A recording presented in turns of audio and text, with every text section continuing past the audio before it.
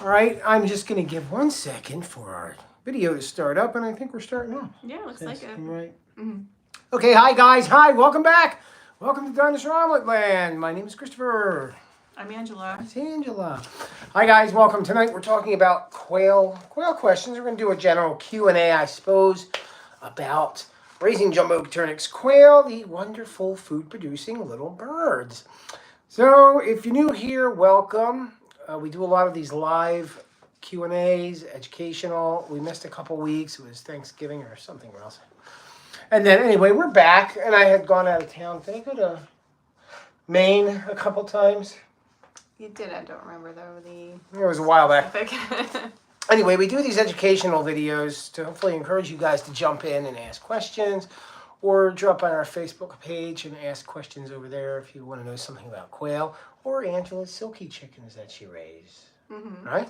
Okay, cool. Blah, blah, blah. Down in the description, you guys, if you're watching on YouTube, there's a bunch of these things. I always tell you to go check them out. This is a Q&A. Tells you how to raise quail. If you've never raised quail before and you don't want to learn because it seems like a lot to learn, don't worry. This is all you really need to know. What do you say? Yeah. Like, if you learn this little pamphlet that we wrote, it tells you how to start up with quail for your own food production. If you follow what we wrote in here, it's 25 simple questions. The birds will thrive. They'll do fine, and you'll get egg production. It'll be a fun little project. Yeah. Okay, cool. Background about us. Anything special? Would you like to tell your story? Because I always talk too much. Well, we pretty much focus on encouraging other people to learn self-sufficiency and homesteading skills, to better yourself and quality time with your family, to be outdoors and grow things or do things. Enjoy life. Yeah, it benefits you and your character growth or your health. Lots of really good benefits to learning things that, edify your body and yourself. This is true. We encourage our children to do stuff and to enjoy life, but for some reason the adults think it doesn't apply to them, which I don't understand. It sure does. Get up in the morning and do your best, kiddos. Keep learning. Yeah, correct? Yeah, generally true. So we share, different information about types of animals that are great to have on either a small, tiny plot of land if you have, or no land, or lots of land, and just animals that are just great for the beginner or the experienced. When we started doing this a few years back, 4 or 5 years ago, so everybody was going wacky and left because of the corona apocalypse, and they started buying their own plots to have their homesteads. But a lot of people didn't, and they still wanted to raise things, and they're wondering, how do we do this? Yeah, you can raise vegetables or even these quails even on a patio. You don't need even a big yard. So even a townhome, you can have a vegetable patch, spices, tomato, things, bucket plants. And you can produce quite a significant amount of food in that little area, learning skills how to propagate vegetables. And if you were doing like bird, for example, like the quail, you can get eggs even in a small area. So you don't need a ton of land. People like to make excuses as to why they can't do stuff nonstop. I don't understand that. So I can't do that. I don't have enough space. That's not really usually the case. You may not be able to grow a ton of stuff, but something's better than nothing. 2 is better than 1. 1 is better than 0. That suffice to be true. And I think that'll do the blabbing. If anybody pops in, there's a couple of people on the Facebook. Hi, Facebook friends. If you have any questions, drop them in, and we'll be happy to address your questions. Last thing about us, if you're wondering where we're located, if you're looking for quail, we don't have any right now, I guess. Haven't been hatching. So yeah, we like to start the rush is in the spring. After the holidays, because people are distracted. People start I don't think we have a hatch right now, but right after New Year's, people are getting the spring itch. They're going to the next phase of the year, which is growing food. So then they start coming in. Hi, Shannon. Hi, Shannon. So they start thinking about food, and then we start getting swamped with, do you have quail? Do you have quail? Do you have quail? And we do local pickup for jumbo quail chicks. And we're in southern Lancaster County, Pennsylvania. So if you're thinking about doing birds, chickens, quail, vegetable garden, now is the time to plan, not a week before you're supposed to start planting or a week before you want to have animals. Understand, learn the things first, get the skill set first, and learn how to do it so you do well. If you're doing quail, like I said, go into the YouTube description and get this for free. All right, cool. So let's do over the quail real quick. This is just going to be an intro, and if somebody has a question, write it.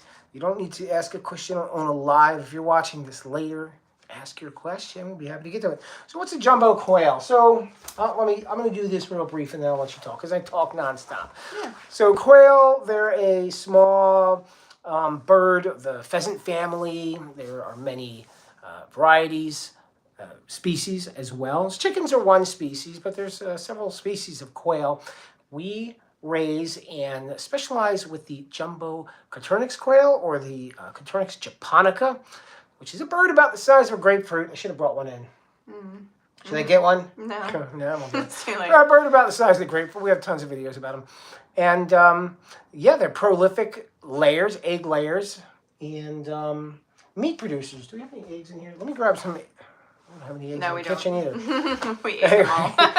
We ate them all. They're prolific egg layers and meat producers if you strategize properly and you just go over some simple mathematics of what your goals are. And there are a lot of benefits to owning these birds, and there's plus and minuses over the chickens, which I will parlay to the lovely young assistant and / wife over to the left here. What's good about quail? So why would I want to own a jumbo quail as opposed to chicken or nothing at all? What am I getting at? Well, just to clarify real quick, the jumbo quail, there are different types of colors of the jumbo quail. But in particular, they're considered jumbo, which is larger than a standard quail. So they're nice and meaty, and they lay the largest eggs in the quail world. So what's great about them is the jumbo quail hens. They're going to start beginning the process of laying eggs, starting at only 6 weeks of age. And they'll continue to lay, and then by about 8 weeks, they'll be pretty steady and consistent. Chickens, however, starting from day-old chicks to when they start laying eggs, that can take anywhere from 5 to 7 months. Which is great, because we all have, because everybody has delayed gratification issues. Nobody wants to wait for everything. We get a chicken, chickens are great. And they have a lot of benefits, but they do take a while longer compared to the quail to start producing eggs. And I remember... They do need a lot more space, too. Well, that's another benefit. But we'll talk about it in a second. Yeah. Well, you're getting people are buying chicken, and they never had experience with them before, and they're getting chicks because they're cute, and the kids are having fun with them, and they look like they're grown. It's like June or July, and they're like, where's our eggs, chickens? What's going on here? And they're still not laying. Yeah. And they're going to be not laying for another few months, really. And the big difference is, first of all, it's a different bird, but the jumbo quail, they have a rapid state of growth. So they have a fast metabolism, and similar to like meat chickens, broiler birds, they just grow very, very quickly and reach maturity at a young age. So 6 weeks, they can technically start reproducing. And so they'll still grow a little bigger, up to about 10 weeks old, but not a whole lot. And, they're technically mature and they're able to lay eggs and breed. The chickens, they're a much bigger bird. So it's going to take much longer time for their body to finish that whole growth process. Standard breeds. Yeah. There are broiler breeds. I mean the layer chickens. Yeah, we're talking about like regular layer chickens. I don't know if we should get too technical with that.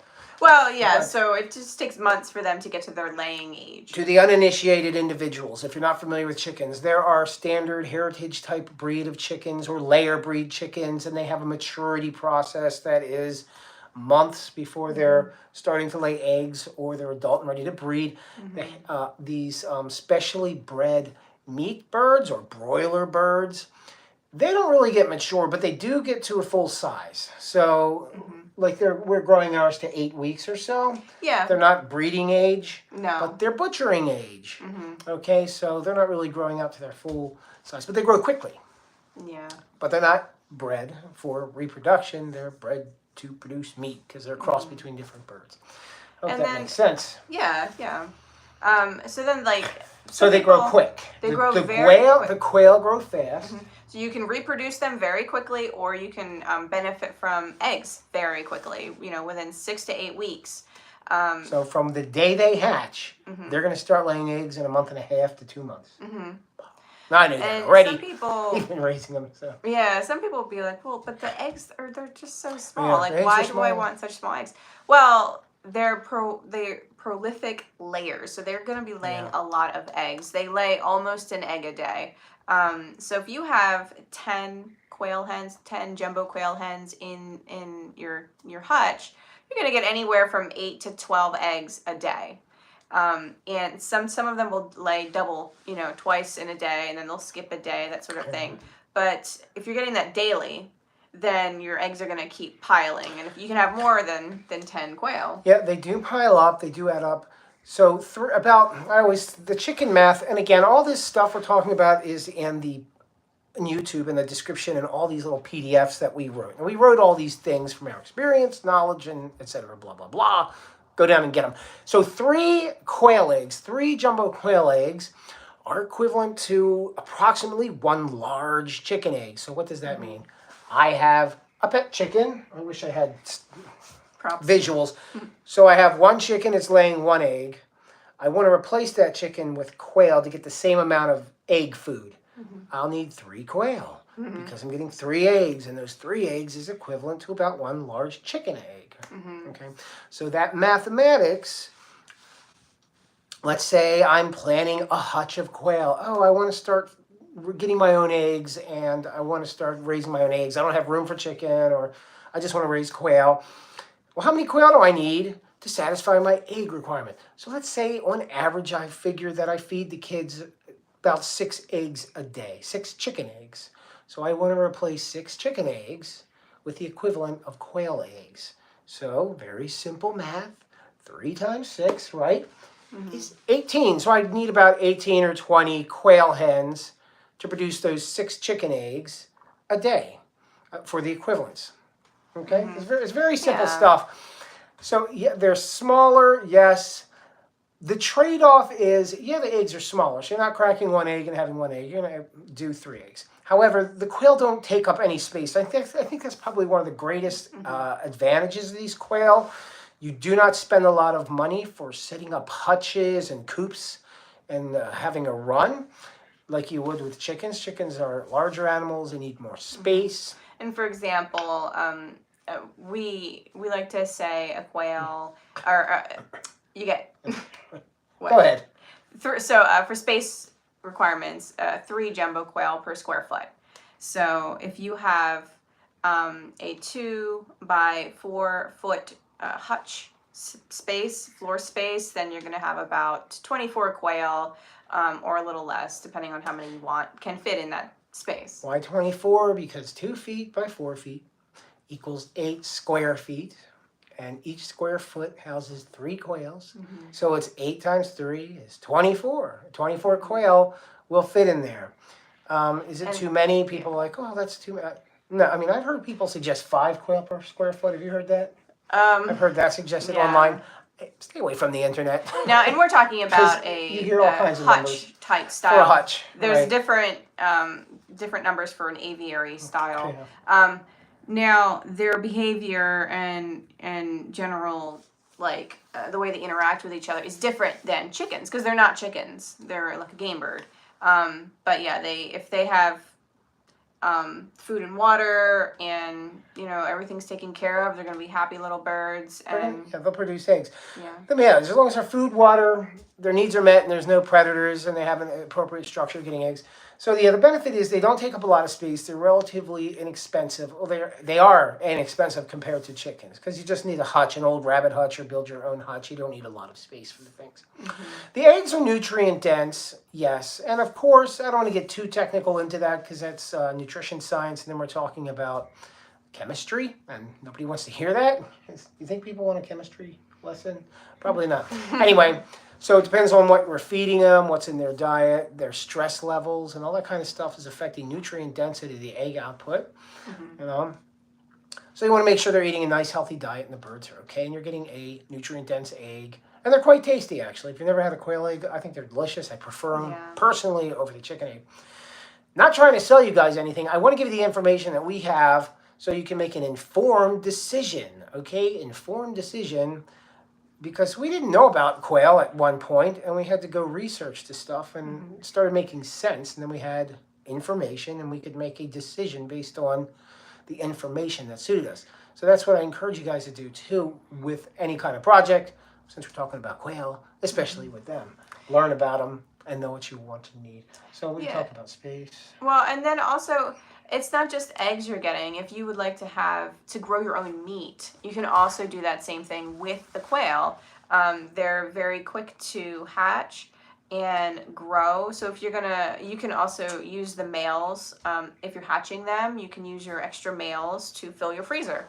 And the whole process is pretty quick. About 8 weeks old is when you want to process them, and then so it's from chick to processing day. That's 8 weeks, and the whole collecting eggs and all that stuff. It's like in total around 3-month process. Yeah, to grow your own meat, and you can keep a whole cycle going. They're very easy to process or butcher. I have a video on our YouTube channel I walk through. I show you how to do the whole process. It's really simple. It's really quick. So they're easy to clean and they're quick to clean. Yeah, when we are raising replacement birds, so we'll hatch, 50, 60, 70 eggs. Generally 50% are going to be males? At least. It's usually about 60% males, 40% hens, but it can go back and forth. So we'll raise the hens, of course, for the eggs, because they're going to continue to produce food, whereas the males are just taking up space. And they're too abundant. And they're being hatched for meat in the first place. So we have all these males. We just grow them out, and in 8 to 10 weeks, butcher them. 8 weeks, they're ready to butcher. They're pretty much at their size. They are not quite full size, though, right? They're full size at 10 weeks. However, these birds are growing exponentially, really, in the first week. They're just double. For a couple of weeks, they're getting bigger and bigger. And then those last couple of weeks, they just slow down with that growth rate. They're still growing, but not as rapidly. So it becomes a logistics and economics question. Do I want to pay for that feed and take the time to tend to these birds that I'm doing for my meat program for a negligible amount of meat per bird? Yeah, because you're talking like 2 ounces. An ounce, yeah. So it's very small. So we usually do the butcher at 8 weeks. If it's a small number of birds, 4 or 5, I'll probably wait for 10 weeks. Yeah. Because it's going to be a little bit bigger. So what you're talking about is you're having fresh, healthy eggs that you're feeding your own animals. You know what they're eating. You know how they're being taken care of. You know that they're happy and healthy. They're not stressed animals. So you have fresh eggs that you can collect daily for you and your family. You can grow your own meat. You know it's not going to be filled with antibiotics, any kind of chemicals. You know the meat's not going to have like that stress cortisol hormone in there. It's healthy meat, and it's lean, and they're quick animals to grow, and you can use their meat in all sorts of dishes. You'll be the most popular person at the party or the barbecue when you show up with little miniature bird bodies. They're like, what is this? Is this squirrel? It is really neat, though, because quail, that's like more of, like a fancy type meal at a restaurant. Yeah, I know. So it is actually really neat. And they're lean. I'm from the 1980s, and I remember back then, like, quail under glass. For some reason, it was always under glass. It was a higher end food, but yeah, it's a very good, tasty meat. It's a versatile meat. I cook everything. I cook all the time. I'm a pretty good chef, and I like to cook with the quail. There's a lot of different things you can do with it. Yeah. All right, so we can produce meat quick. The eggs are growing in 6 to 8 weeks. They hatch in 2 weeks or so, 17 days. Yeah, technically it's 18 days. From when you set the egg in the incubator. If you want to reproduce they're hatching anywhere between that day 16 and day 18 is a healthy hatch. Yeah, so they hatch quickly. I usually go off notes, but we know so much about quail, I'm just kind of winging it. I didn't take notes. So their structure. I want to talk about negatives because I hate never giving negatives. So I guess they're not free-ranging. Okay, they're going to be housed in a structure. So chickens, you of course can let them run around the yard, and they need to run around the yard, and they peck and scratch. It's part of their behavior. The quail, they don't come back to roost or come back to their housing. Or come back at all. They don't come back. They'll just don't let them loose. They're different animals. They're different animals. They're different behavior. They're game birds. They'll just scuttle off and go hide under a bush if you let them out. You can have them in like she said, an aviary, like an open air kind of system, but they're still enclosed and they're not getting out. So some may see that as a negative. I hear people ask us sometimes, well, can I put them with my chickens? Are they going to be? I was like, well, no, for a couple of reasons. One, they'll probably flap over your fencing if you have any, because they don't fly, but they take to the wing and they get about 6-7 feet high maybe, and they'll blobber up like 4 or 5 times maybe, and then they're done flying. But they do that enough they can get out of a fenced in area, unless the fence is 10 feet high. Yeah, significantly but higher. You would want it to be covered. Well, yes, but you probably wouldn't be covered because Mr. Hawk loves quails. They'll come down. And then the other thing, Alex, we have a question. Hey, it's Brad. Hey, man, what's going on? Been following for a year or 2 now and still have yet to get any quail. Lol. I know it's been answered before, but I hope I get this question come up. At what age do they slow down laying? That's a great question. We do talk about that. That's a good question. So they're going to lay, the hens are going to lay really well till about a year and a half. The production will start to decrease at about a year and a half. And once they get to 2 years, they're probably not going to really be laying. So we do recommend replacing your current hens. Hatch some new ones. Yeah, either hatch your own or buy new ones, so that once your current hens reach that year and a half age, you can just have your new ones in there to replace. And I mean, not good news for the old quails, but good news for you. They turn into meat. Yeah. So sorry, guys. Thanks for the egg production, but now your meat production. Yeah, so 18 months, they're prolific layers. So they're laying every day, bam, bam, bam, bam, egg, for about a year and a half, 18 months. And then it's bam, bam, bam, bam. But they're slowing down. They're not just 18 months and stopping. It may decrease. What's a chicken's egg-laying lifespan? So the chickens that are really well known for laying a lot, like I think it's an Isla Brown, which is a mix. It's like a Cornish cross. It's 2 different types that they cross together. Right. There's a couple that are really well known for laying a lot of eggs, and it's about the same. People tend to replace them around 2 years of age, or 1.5 to 2 years. But there are definitely some egg laying breeds among the chickens that they'll go a little longer. Maybe into the 3 years, but they're going to start petering off as well. Yeah. The chickens will live longer. I just wanted to give context because people are like, 18 months, that's not long. Like, it's what's really a chicken, 7 around years? that 1.5 to 2 years of age, with the best of the laying. Yeah, but again, like you guys, Brad or anybody else, I really recommend figuring out what your goals are for your birds. I mean, some people just want to do it for fun, which is cool. But if you're doing like a legit, I want to produce eggs, figure out how many eggs you want, because your output or your goal is really going to determine the space you need, the kind of housing you need, your food requirements. Because like I use an example of, I want to replace 6 chicken eggs, so I'm going to need 18 hens or so, 18 or 20 hens. So that'll tell me how big my my coop, my little, what do you call it? Hutch. My quail hutch is going to be. Like if I wanted 50 or 70 quail, it's going to be a bigger hutch. It's going to need more space. I'm going to need maybe more feeders, simple stuff like this. The cleaning and maintenance is going to be a little more than the smaller number, obviously. So you want to plan first. Like this way you have a kind of, you have a good idea of what you're working towards.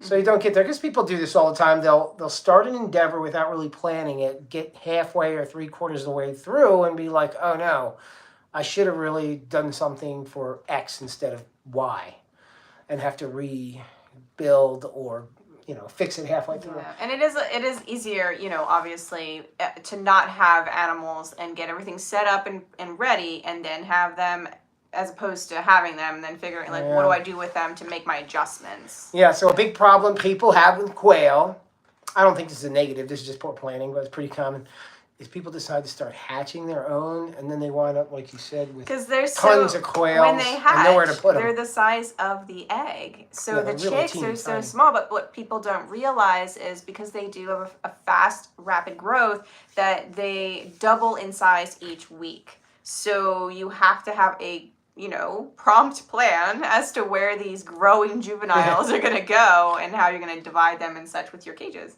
Yeah. But yeah. Yeah, so growth and management of their numbers can be an issue if you just start popping them out of an incubator. You're going to have a lot of quail piling up. All right, is there an issue with illnesses? So chickens are prone to coccidiosis and a couple other things. These are chicken. The jumbo quail, they if they get injured, they heal very quickly. They're like Wolverine. They are. Like if they get an open wound, it'll stop bleeding and it'll be like the next day it'll be much better looking. If you remove them and have them isolated, and then it'll just heal up really fast. Even a broken leg or wing could heal up pretty quickly. So they have a fast healing process and are hardy. They're hardy with that, but they're also hardy with like temperature, cold and hot temperatures, as long as they have proper ventilation and shade and shelter from the elements. However, internally, if they're exposed to like parasites or like just organisms that chickens are regularly exposed to because they're always pecking the ground, they're not as hardy. They're not as hardy as chickens internally because they're smaller, little birds, and so they can get overwhelmed quickly by a type of parasite or anything like that. So how do I avoid that, ladies and gentlemen? How do I avoid this? We avoid it like we avoid most diseases in any situation. Keep things clean. Yeah. Keep the hutches clean, and if you have them in a hut, if you have them up off the ground, make sure that manure can fall through the floors. You have a proper setup for them to for the manure to go through. If you have an area where it's like a sandbox, where there's bedding or dust for them to enjoy, make sure to keep that tidy of manure.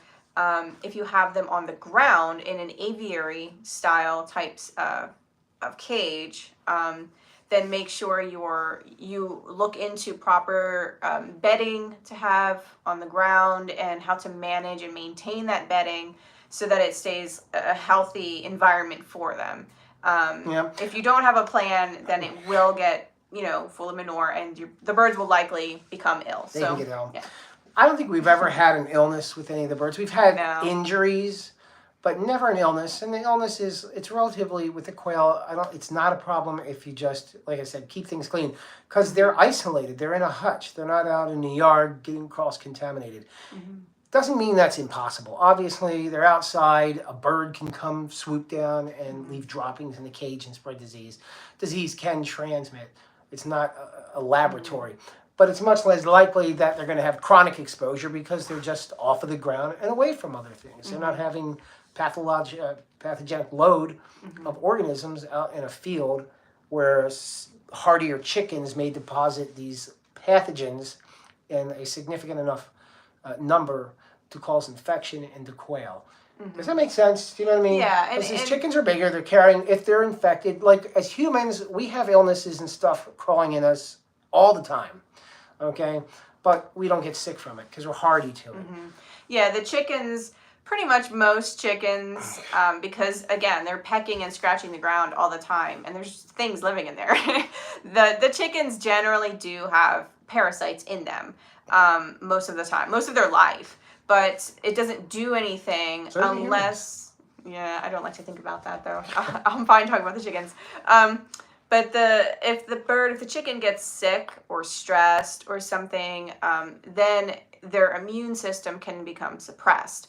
And when that happens, then parasites can get the upper hand and start multiplying. The chicken's body isn't keeping that parasitic load in check.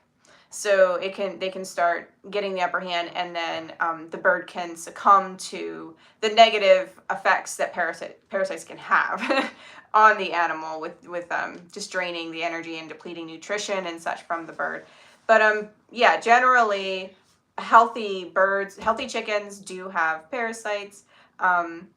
but you want to keep them healthy and, prevent stress and such, and periodically treat if you need to for worms or anything like that. But that's another good point about keeping quail separated from chickens or other poultry. People always ask, can I keep my, not all the time, but we do get it enough to where we hear people, can I keep the quail in my chicken hutch?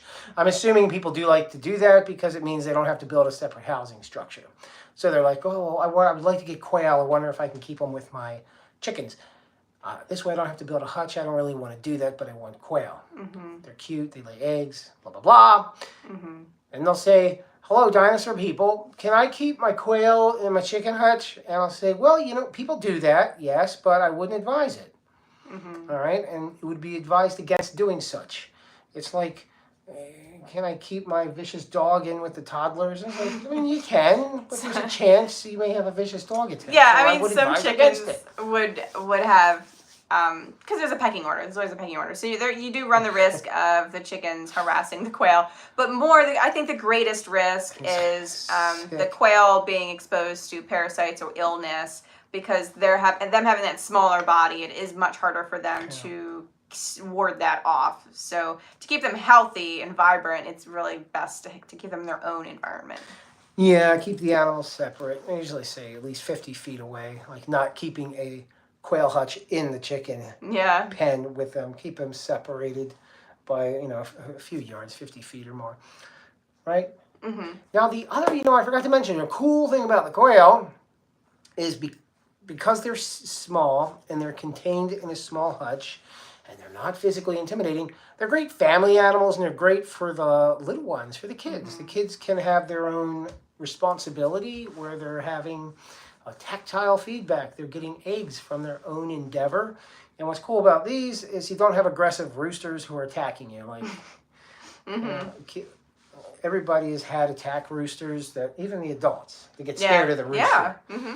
So when a little kid gets attacked by a rooster, it's kind of traumatizing. They don't want anything to do with them. So they don't have the problem with the quail. They're in their cage, but they're still getting eggs, and they can pick the quail up, and they're easier to handle and manage. I mean, I like chickens for sure, and there's some great hens, but the thing with the rooster being larger, especially for the little kids, they can be intimidating and the roosters can hurt kids. I've seen them with all kinds of scratches. They can hurt adults. We had a vicious rooster. They go into the cooker. It's really not good to keep bad roosters. Because when you hatch his kids, they're little bastards too. Mm-hmm. They turn out to be scratchers. It's like, what's wrong with you? My daddy was no good. Mm-hmm. It's like, no, you're no good. I'm okay. Yeah, those are genetic traits that can pass along. So quail are docile. They're great for the kids. They're easy to set up for the children in their. You know what? I should show them this whole thing because I always like that. Mm-hmm. If you're wondering, down below in the description is this little kids book that I did for raising quails. I do illustrations, so I wrote a little how to raise quail that you can read to your kids at home for fun. It's in the description. Anyway. Now, another question people often ask is, are quail loud like chickens? Because chickens, obviously, most people know chicken roosters are loud. They crow. Yeah, I'm going to get my juice. I'll be right back. Sure, but water. Even chicken hens are quite loud when they lay their eggs. They pretty much, all breeds, when they're laying their eggs daily or however often they're doing it, they like to make an announcement to the world that they accomplished this egg laying, and it sounds almost like a laughing, but it's very loud clucking sounds and can be heard from neighbors down the road. Chicken hens, yeah. Now, quail, they don't sound like chickens at all. They're a different bird. They make like a cricket sound. They're very quiet. The hens in particular are very quiet, and the roosters, they make a sound that's kind of like a wild bird. It's like a chortly kind of sound. If anybody's nearby, they won't know what they are. They would assume they would not think chicken at all. So when we first got these things, do you remember? Mm-hmm. I thought it was some kind of a vicious demon hiding in the woods. It was the weirdest stuff. Like, what the hell is that?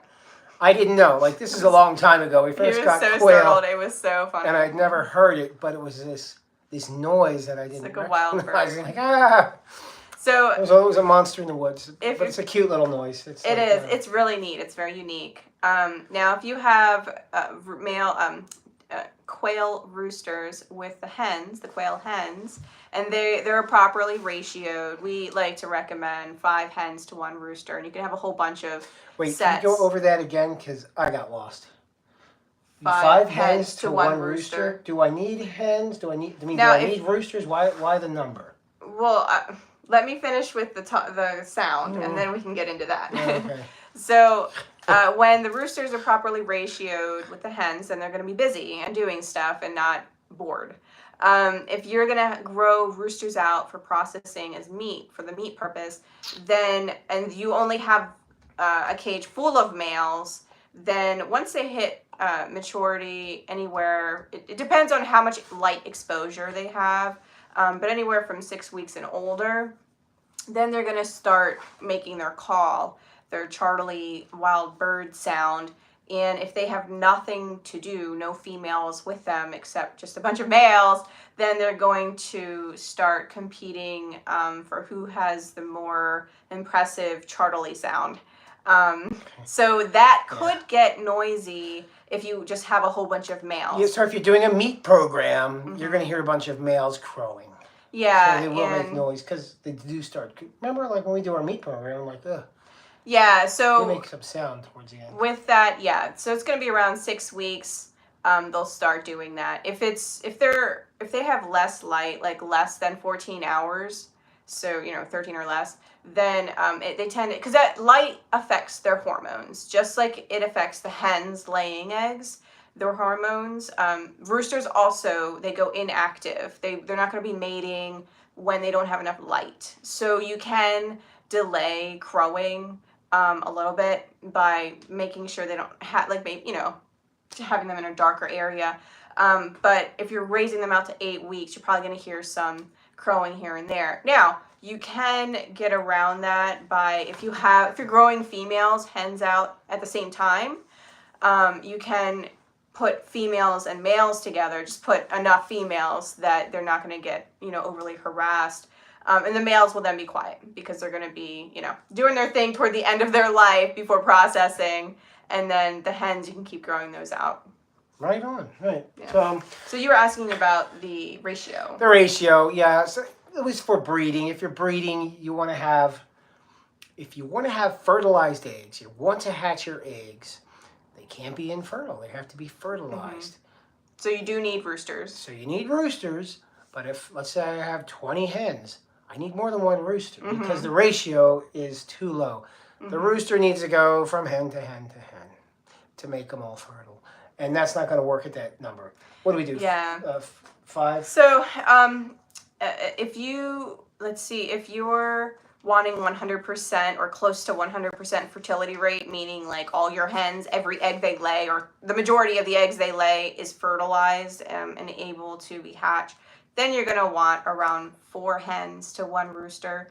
If you have that ratio or anything less, then the hens are going to look pretty rough, like bald backs, and maybe the back of their head bald, because the roosters, they do their job and they stand on her back and they hold her head for balance, and just doing that over and over wears away her feathers. So if you want your hens to look better and still have high fertility, but you don't need it to be like 100% or 99, 98%, then we do recommend 5 hens to 1 rooster, and you're going to get like mid-90s, low to mid-90% of those eggs will be fertile. Yeah, which is really fine. If you're going for super high numbers, like a breeder, for example, or somebody who's shipping eggs, they're going to want to have very high fertilization rates. But if it's just casual at home and you want your birds not to be overbred or look like they have been scraggly, and you can even go to 6 hens per rooster, and you're gonna get like low to mid 80% of the eggs will be fertile, hatchable. But your hens will look really nice. So it just depends on what your goals are. Yeah. And if you have any further questions on that, we actually did a long live video. If you check out our live videos on our YouTube channel there, we show you how to hatch eggs. Remember we did that like hour-long did a whole class on hatching eggs from start to finish, collecting, incubating, hatching, treating it, hydration, numbers, temperatures, all the information down in there. So check that out if you're trying to learn. Again, these are all skills. All this homestead stuff or self-sufficiency stuff, it's not anything you don't buy it. It's you have to learn all this stuff. There's equipment you buy, of course, fences, cages, nails, screws, but all that stuff is completely useless without the knowledge to know how to use it and what you're doing. And you're not going to be perfect. It's a continual learning process. You know, you screw up the first time. Anytime you do a new thing, it's like you look back at the first time you did that thing that you're now good at, and you're like, oh my God, it was horrible. But it worked. You learn a lot of stuff. And you learn. Yeah. So it's the same thing with this. It's a learning process. Raising quail is simple. It's very easy. It's not a very difficult learning process. You can be very successful with that with no experience. It's not very difficult. I think that's why they were so popular. And quail, I think they've been more popular over the last few years. Yeah. I think compared to previously. I think it was that whole new homestead movement where people were wanting to do their own food growing, realizing that food chains are they're critical. They can be damaged. They can, you get spooked, and people got spooked, so they want to learn how to make their own food. Not a hard thing to do. Quail are very simple, but I encourage you guys to learn the skill. Driving in your car, plop on a podcast or something where you can just hear somebody talk like how to do whatever it is, and you'll learn. And this stuff's easy to learn. So also just to kind of finish on the eggs, if you just want quail for eggs and you don't want to hatch chicks in the future, or you're not really ready to do that, you're just kind of getting into it and getting, just getting familiar with them. A lot of times people just want to buy females and have the eggs and don't want to do anything with the males, which is fine. At some point, though, you're going to want to either buy new females, buy new chicks and raise them up, or buy males to fertilize your hens before they age out. So you do not need a rooster for the hens to lay eggs. They're going to lay eggs either way. The rooster just fertilizes them. And it's okay to eat fertile eggs. There's not a chick in there until it's put into a warm, like an incubator, or under a hen, consistently in a warm enough temperature for the embryo, the fertilized embryo, to start growing. So you're not collecting eggs from a coop that has a rooster with the hens. Is not an issue to eat those eggs. But yeah, you don't have to hatch chicks or worry about roosters right away if that's something that you want to wait on. Yeah. I think that does it. I think that's about covers most everything on this intro 101 basic information on quail. But like I said, if you're here at the end, you have any questions about these birds, put them in the comments. That's the first time I've ever sneezed while making these videos. Yeah. I have to record that. Yeah, but if you have any questions, drop them down in the comments. I'm always happy to do educational stuff. If you have a request for a particular piece of information, let us know. We can do a video on it because these are always fun. Again, check out our past live section because there's a lot of long-form video where we just go by a very strict script. Well, not a script, but an outline, and do class and teach on a variety of subjects pertaining to raising these quail, spiral breeding, hatching, meat programs, etc. We did a bunch of them. So check those out, and the supplemental information for those are in the description. The PDFs are down there too, which I've mentioned like 80 times, But if you're new to our channel, our YouTube channel, you guys who are on the YouTube, feel free to subscribe and you will be notified when we have new live videos and also new educational videos, different shorter videos that we post as well. But yeah, like the video, let us know if you have any questions about raising quail, or if you're new to quail, or if you're experienced and you're just having some sort of hang up or just concern, let us know. Or if you're just a lonely quail person like most of those quailers out there and you're trying to connect with the quail community. Oh, yeah. Stop on by. Yeah. Well, we did that. We had to go meet everybody. We met everybody. All right, I think this has been real. Again, happy Thursday. And we shall see you again. Thanks for coming in, everybody. Did you have fun? Yeah, thank you guys for watching. All right. I use telephones to do these videos, so that's why you always see my fingers here at the end. I'll see you guys. Bye. Bye.